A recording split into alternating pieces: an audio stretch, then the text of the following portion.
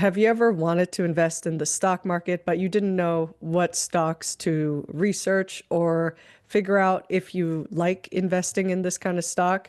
We're going to talk about stock screeners today in the Investing Mastermind Podcast. You're listening to Michelle Marki. And I'm Signe Lønholdt.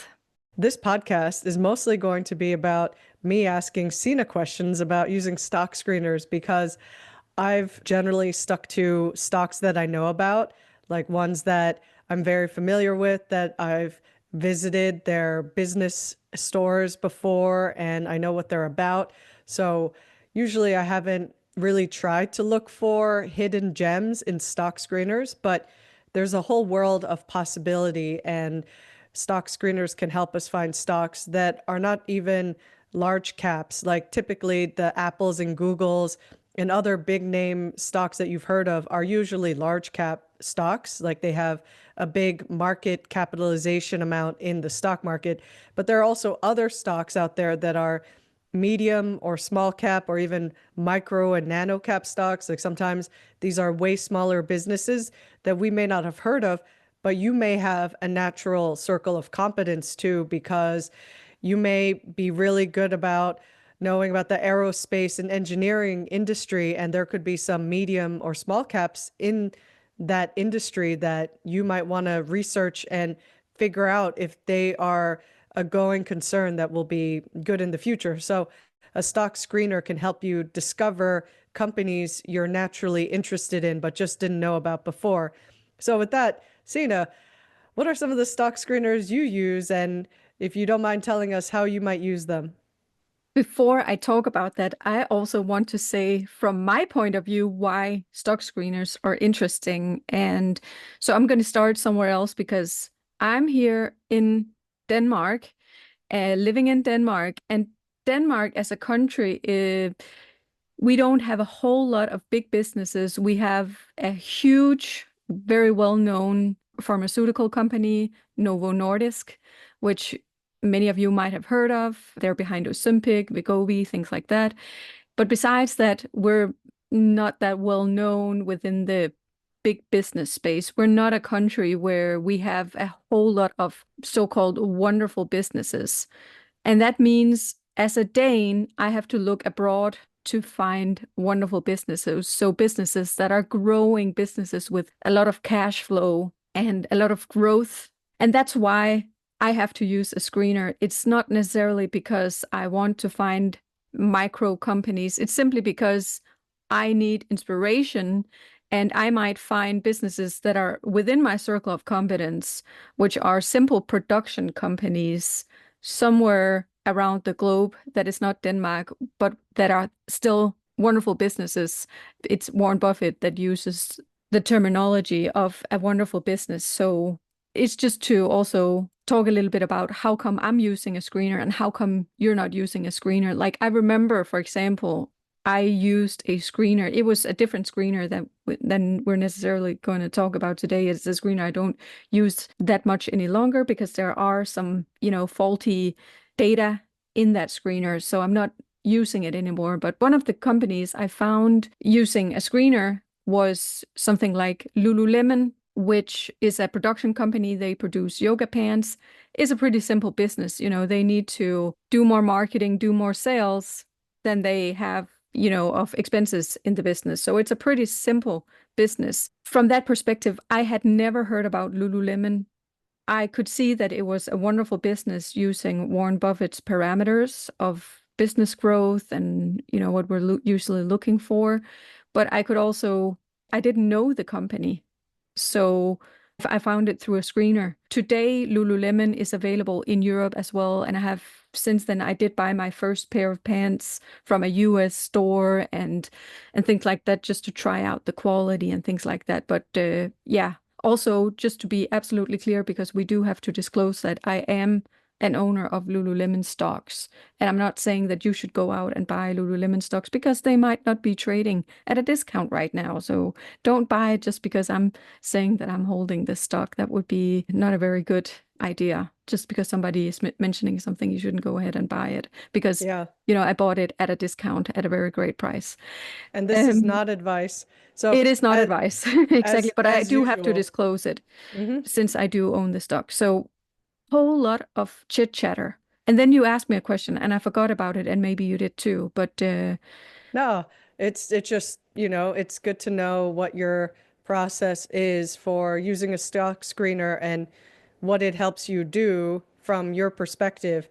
And there are so many reasons people could use a stock screener, but I think it may also be valuable to go through the thinking behind it, like what parameters might you put in, or like how does it help you in your investing process? absolutely. So there are a ton of different stock screeners. So a stock screener is a search engine that will help you to find stocks.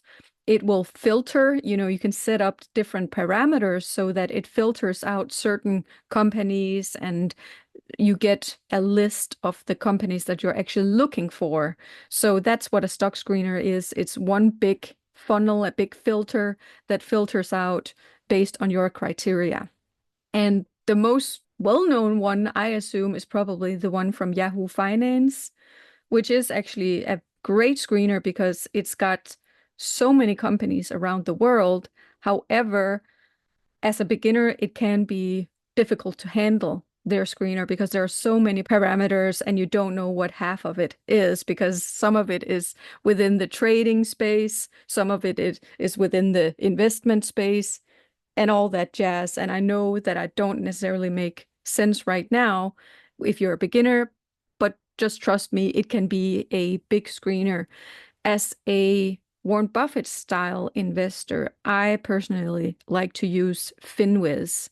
And we might have talked about FinWiz in an episode in the past, and we might have talked about stock screeners, but that's the one I prefer. And it's simply because it's quite simple.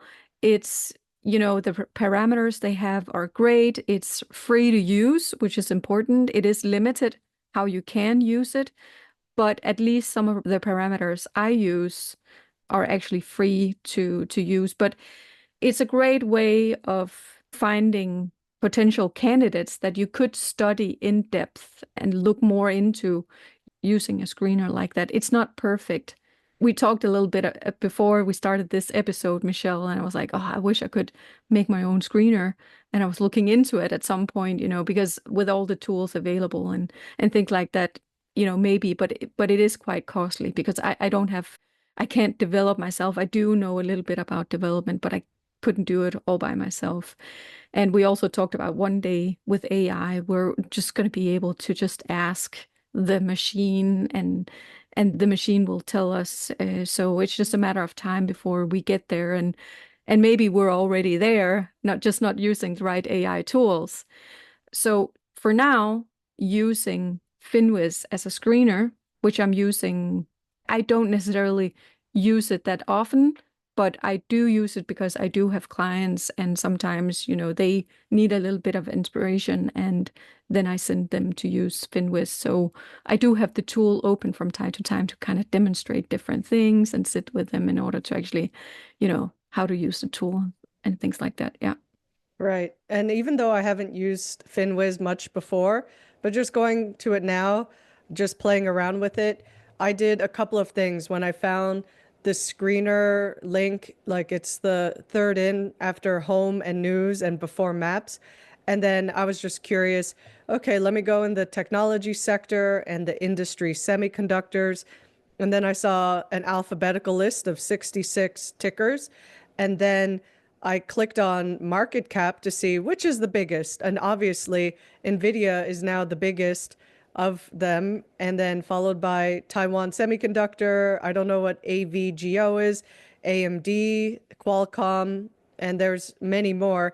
So having seen this, I can now start assessing, okay, let me start with the biggest market cap companies to start researching because I'm interested in semiconductor chips, and with the whole AI boom, I want to understand more about GPU and can Intel catch up with other companies abroad that maybe have been outdoing Intel lately. Like Intel is all the way down to number 11 on the list. Like they only have a $90 billion market cap compared to Nvidia having like a $3.5 trillion market cap, it looks like. So like that's a big difference compared to how Nvidia used to probably be much smaller. And there are even probably some semiconductor companies that are not on this list. Like I tried looking up one that I know is from abroad, and that one, maybe the screener doesn't show me that particular one. Maybe it's on a different exchange that we'd have to look up,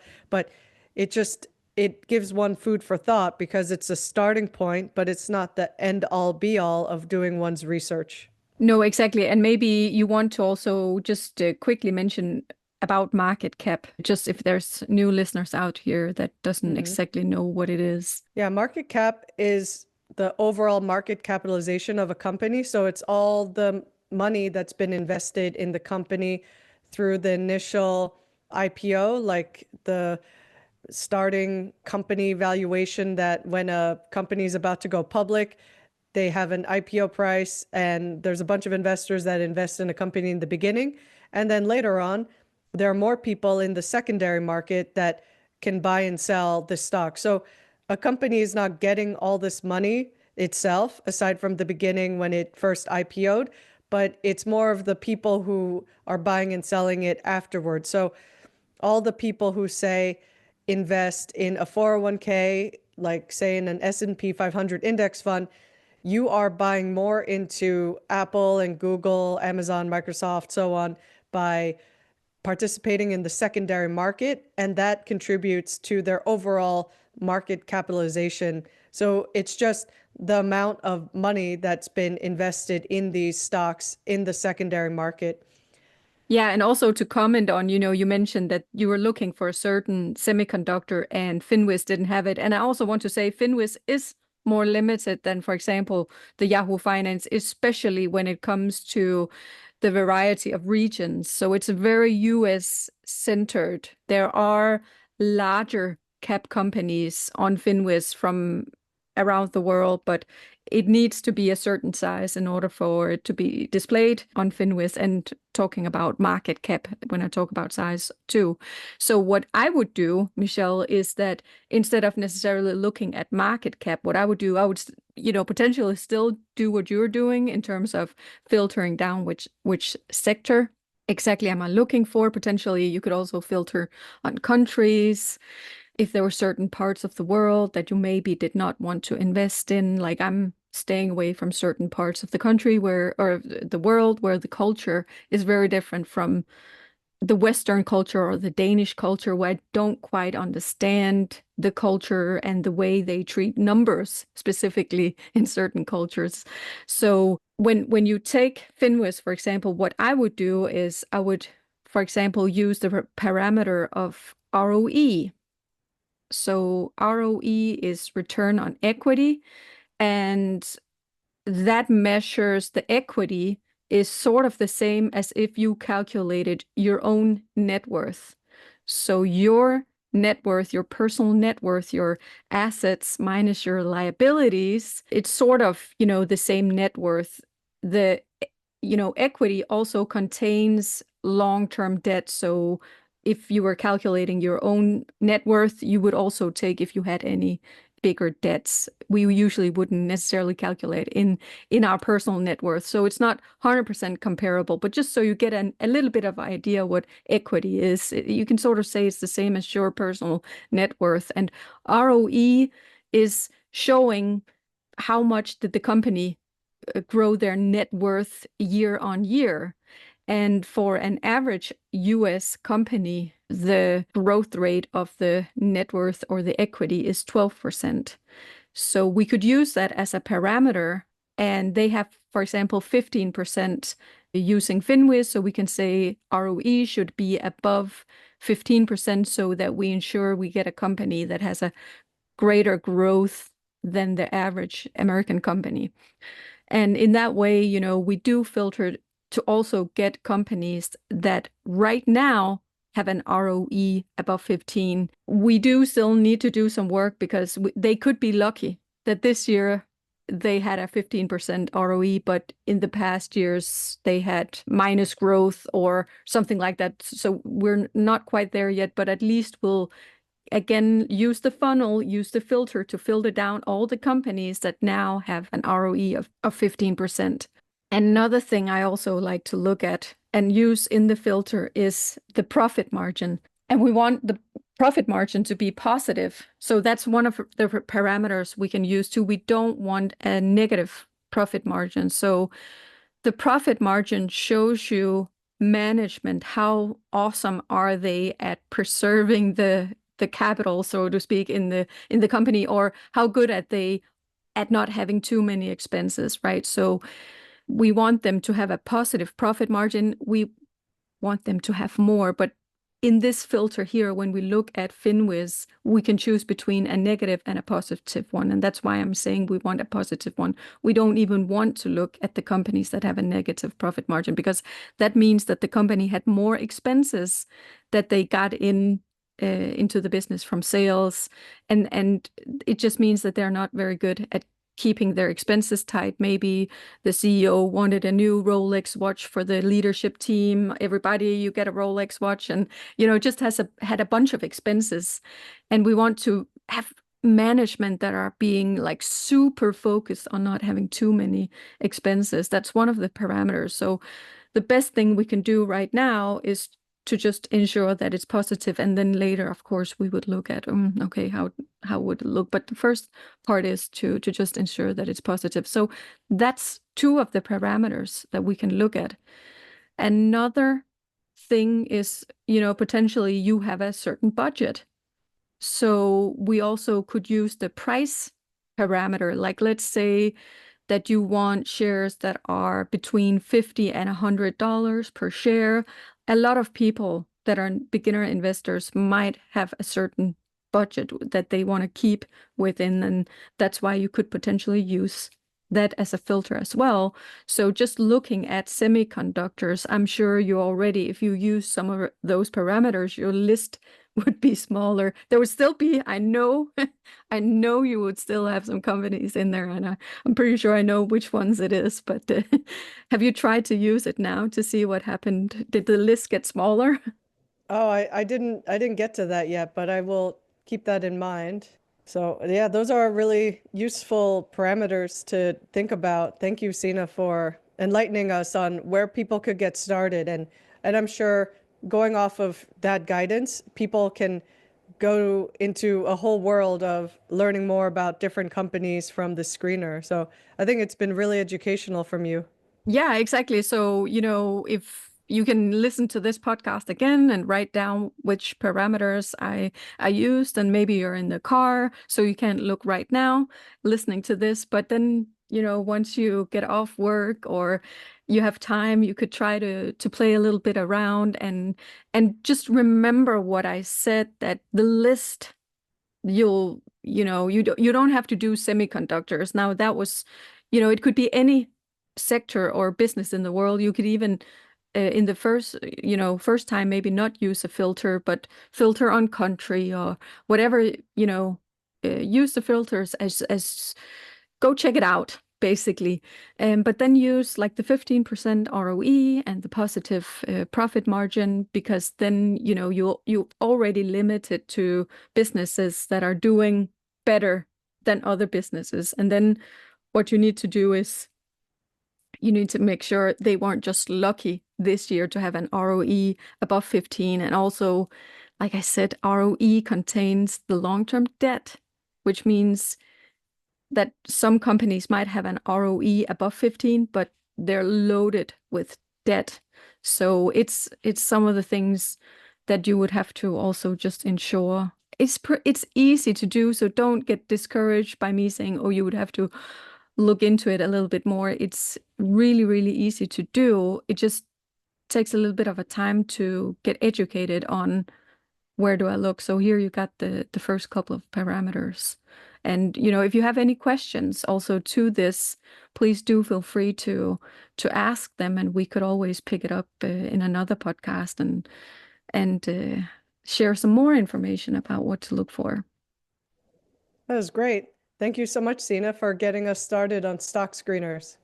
Yeah, I really hope that it's something that you guys would like to do. And in the show notes, we'll make sure to give you the link to Finwiz, and then make sure to take some notes here and to go and play with it yourself and try to use some of the different filters, like the price filter, country filter, ROE.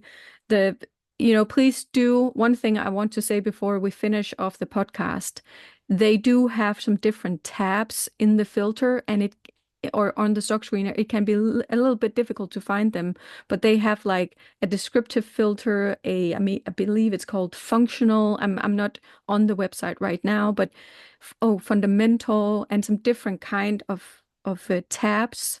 Just try to click on the different tabs and see what different kind of filters are in there. And then it's under fundamental, the ROE and the profit margin. Yeah. So have fun with it. Well, I think we've given you a lot of food for thought on stock screeners, plenty to get started with. So we wish you well on your journey to discovering new and exciting gems in the rough of stocks you never even knew about. And we'll see you next time.